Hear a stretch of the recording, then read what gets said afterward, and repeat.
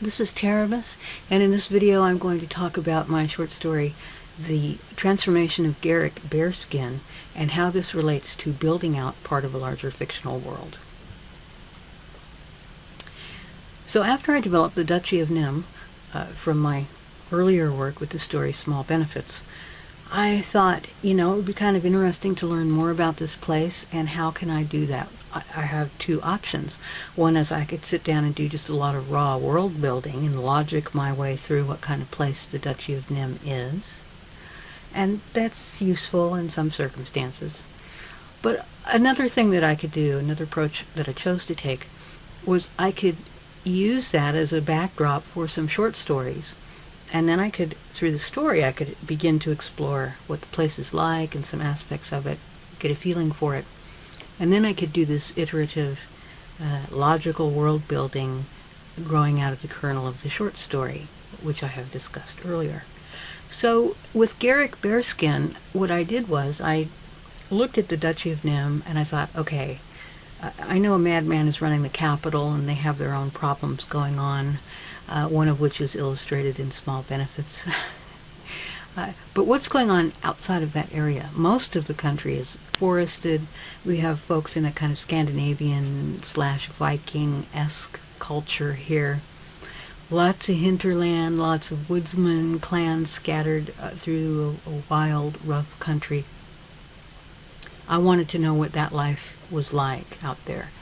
And in particular, I had, through some other work, referenced a incursion of people driven by warfare from far away. So we have like succeeding waves of refugees displacing people who then displace other people, and this moving front of war upheaval is actually encroaching on the far limits of the Duchy of Nimm. So I thought, okay, let's take that sort of big world, very distant issue and take the Duchy of Nimm and what's happening where those two things are meeting each other. And that's what gave me the genesis of my idea for Gerick Bareskin's story. In the hinterlands of the Duchy of Nimm is a clan of werebears, and they're men, they're warriors, they have warrior culture, but a certain number of them, a percentage of them, have this ability to morph into a werebear. And not everybody has it, but the fighting elite has it, and the better caliber of people in the local society have it. Or I should say they are deemed to be better because they can make that transformation. So what happens when you have this werebear clan-dominated area and our incursion of invaders, foreign invaders, is starting to come into that area and impinge on these people? What happens then? Well, out of that came this idea of a young man who's born into this clan, and we all expect him to be able to become a werebear.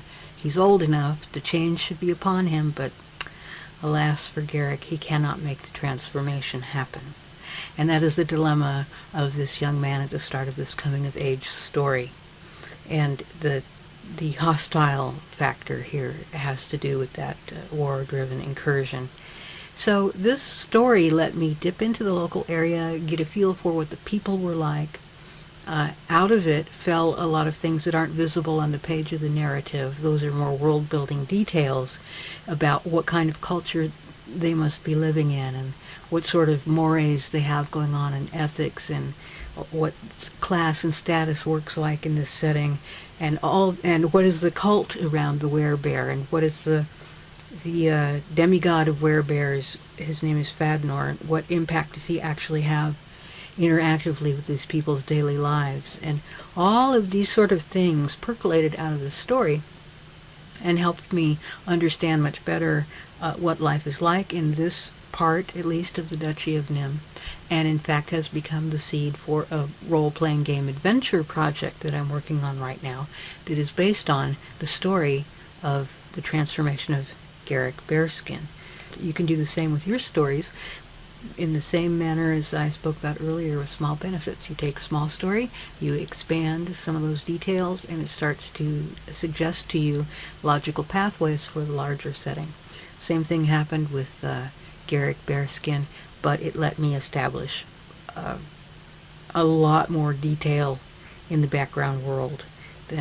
Partly because I went into it expecting that to happen. Unlike Small Benefits, which was just a story, Gerick Bareskin was situated in a place that I was already starting to have a bigger picture sense of in my head.